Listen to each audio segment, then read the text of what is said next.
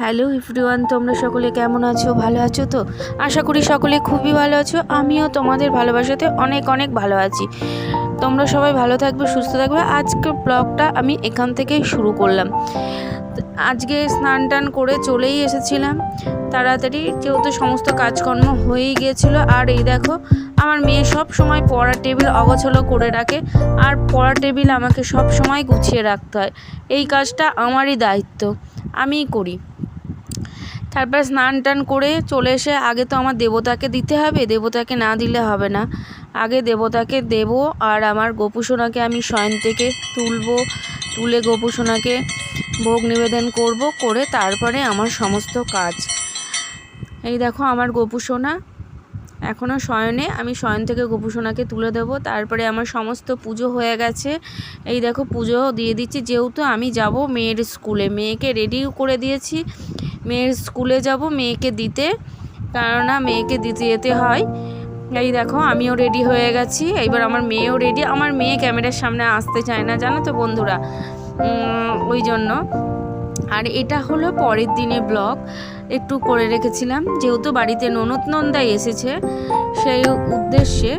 ননদ নন্দাই এলে তো বাড়িতে একটু ভুড়ি ভোজের ব্যবস্থা তো থাকেই, তাই সেদিন আমি খুব সকাল সকাল উঠেই আমি রান্নাটা শুরু করে দিয়েছিলাম।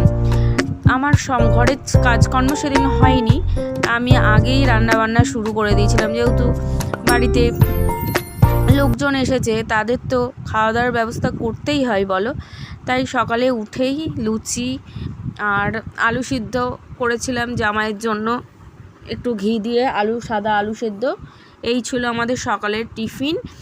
আর আমার ননদ লুচি ভেজেও দিচ্ছিল, আবার বেলেও দিচ্ছিল।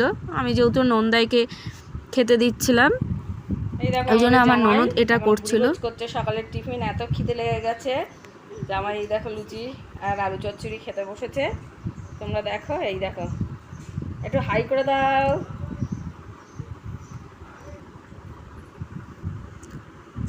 এবার আমরাও টিফিন সেরে ফেললাম, আমিও খাচ্ছি আর এক হাতে একটু ভিডিও করে নিচ্ছি। দেখো তোমরা, খাওয়া দাওয়ার পরে আমি রান্নার কাজে লেগে পড়ব। রান্না তো করতেই হবে, এটা তো সকালের টিফিন। এবার দুপুরের মেনু রান্না তো আমাকেই করতে হবে। বাড়িতে লোকজন এলে অনেক কাজই হয়, কাজ করতে হয়, না করলে তো আর হয় না বলো। আমাদের সব কিছু এক হাতেই সামলাতে হয়। আমি এদিকে বাটা মাছ ভাজতে দিয়েছিলাম, আর এদিকে যেহেতু মটন হবে, ওই জন্য মটনটাও রান্না করব বলে মটনটা কাঁচা প্রেসারে একটু সিদ্ধ করে নিচ্ছিলাম। আর এদিকে সমস্ত বাটনাটাই আমি মিক্সিতে বেটে নিয়েছিলাম।